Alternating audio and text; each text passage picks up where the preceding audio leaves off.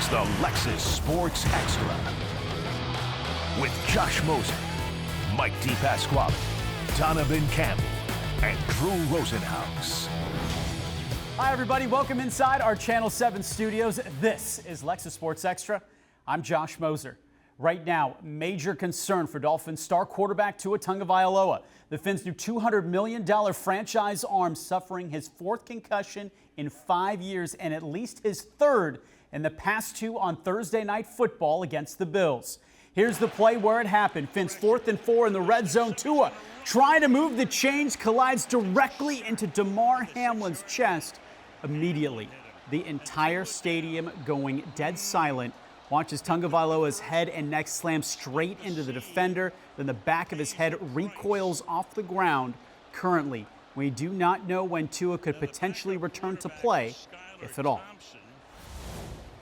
I know the facts are that it's important that he gets healthy day by day. And in that, the best thing I can do is not try to assess what this even means from a football standpoint.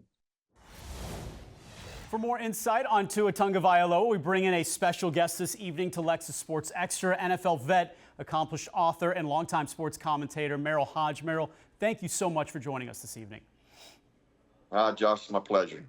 You were the first person to retire from the NFL in 1994 due to post-concussion syndrome. There may be no better person than you to understand what Tua is going through. In your opinion, what should he do?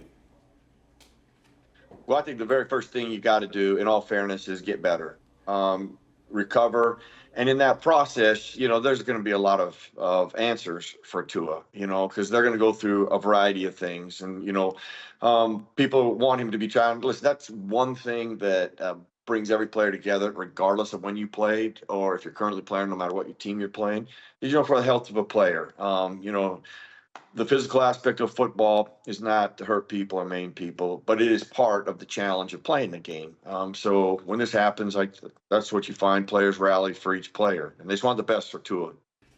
In your personal situation, you were forced to medically retire. Then you successfully sued the Bears medical staff for improper care. Different doctors have varying opinions. What roles do independent neurologists and team doctors have in the final decision to be cleared? Well, listen, everything under the umbrella of care is a critical step, and that process is going to give Tua answers. Here are three things that they're going to do and they need to do, and Tua will make sure that they do. If they don't, he can go get another doctor to get a second opinion, and that's one thing that I think people forget. Tua has a right to do that. He's done that, and actually I'll get to that in a second. But the first thing they'll look for is the MRI, and is there any permanent type of tissue damage. Now, I highly doubt it based on what type of collision took place. But if there is, Tua would not be. They would not clear him to return to play.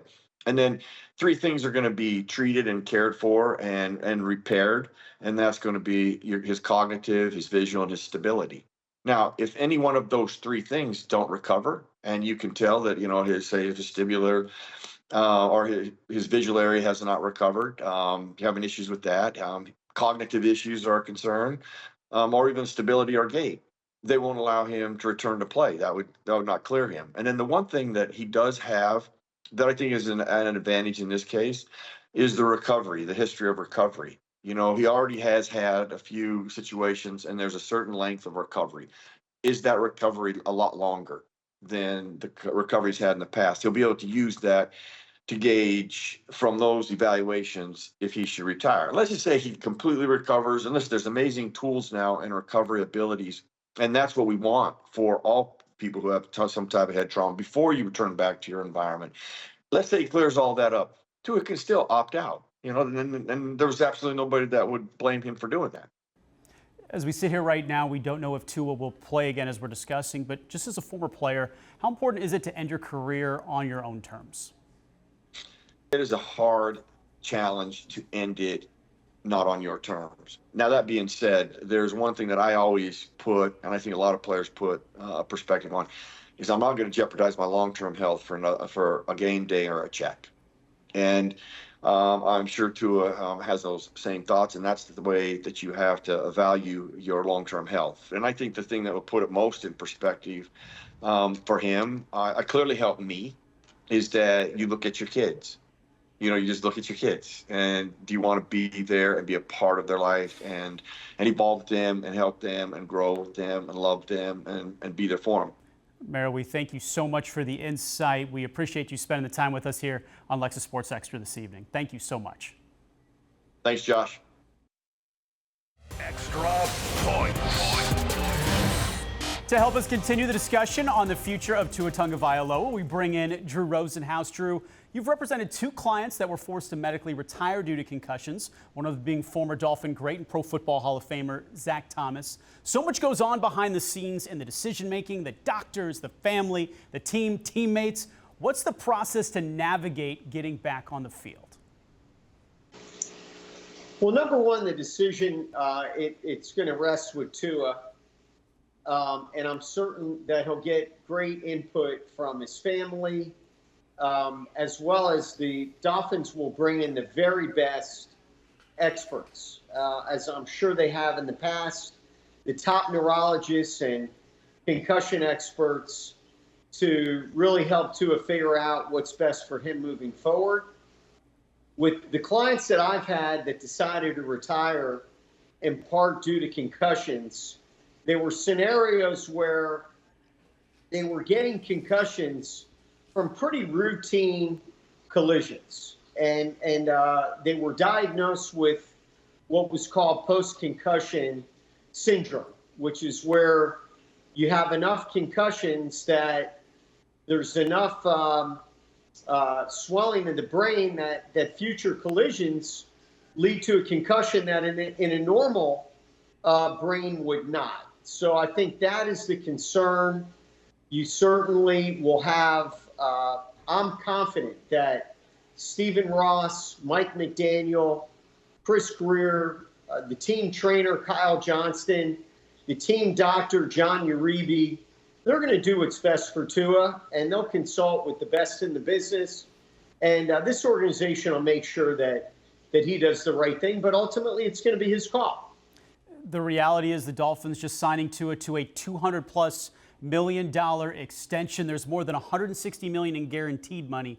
How do payouts work, Drew, if Tua is cleared versus not being medically able to come back? Well, without reading the exact language of his contract, the way it typically works is if a player has an injury that prevents him from fulfilling his contract and he has a guarantee for injury, then he's going to be protected.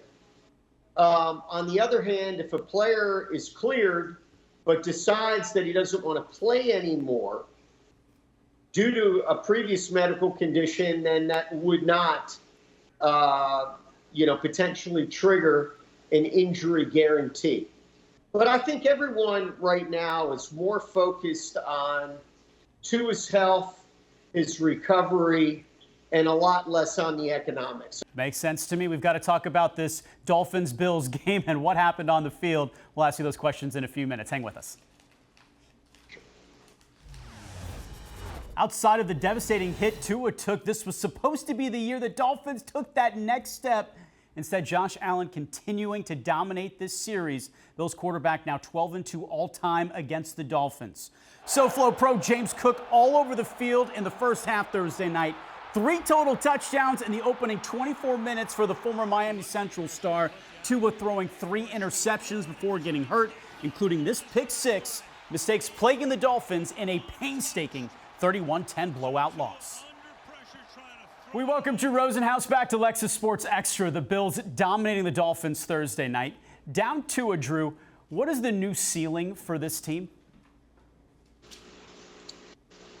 You're going to have to give us some time to watch Skylar Thompson play, and also we don't know how long Tua is going to be out. So really hard to make any predictions long term. Let's just look at the next game. Obviously, the Dolphins have a lot of confidence in Skylar. They kept him over Mike White who is a very established backup in this league and has played and started a lot of football. So I think the Dolphins have great faith in Thompson. So do the players. And I'll remind everyone that a few years ago in a playoff game up in Buffalo, Thompson played very well. So I do think he's capable of executing this offense, and certainly the team will simplify it and incorporate an easier a number of plays, in my opinion, and I think that makes sense. But I certainly think he's a guy that can help with this supporting cast win football games. What about a potential trade, Drew? And if Tua is out long term, I mean, how realistic is it that maybe the Dolphins take a quarterback in the first round in April? Well, we can't get too far ahead of ourselves, but obviously if this is a long-term situation with Tua, the team will evaluate all their options. It's a really talented football team, and if they don't believe Thompson can help them get to the playoffs, I'm certain they would work the phones and see if a team is willing to trade a quarterback, or maybe there's a disgruntled quarterback that wants to play. Maybe a guy like Aiden O'Connell in Las Vegas, who lost the battle to Gardner Minshew, who could potentially, could have been the starter there and seems to have a bright future. But there's a lot of speculation and possibilities. Do I think the Dolphins would be aggressive if Tua is out of the picture? Sure. It's a good team. They have to be. How much does getting a third wide receiver, Odell Beckham Jr. or River Craycraft, help take the pressure off Tyreek and Jalen Waddle? Well, I think this is still a team that is, I thought the offense had some really good moments against the Jaguars, especially in the second half, and not so much against the Bills, and you have to give the Bills a lot of credit. The Dolphins are very banged up on their offensive line. Robert Jones was injured. Teron Armstead was injured. And they had other banged-up guys. So I think it has more to do with maybe some injuries and a lack of continuity. I think once everybody gets rolling, this offense still has the potential to be as good as it has been in the past. You represent Robert Jones as well as Jeff Wilson. How are they coming out of injuries from Sunday? Well, I think in talking to both guys, their injuries were not serious. Whether they'll be available to play this coming game, I don't have the answer to that. We'll have to see in practice. But fortunately, I don't think either player has a long-term injury at this time. We're working you overtime tonight. Thank you so much, Drew.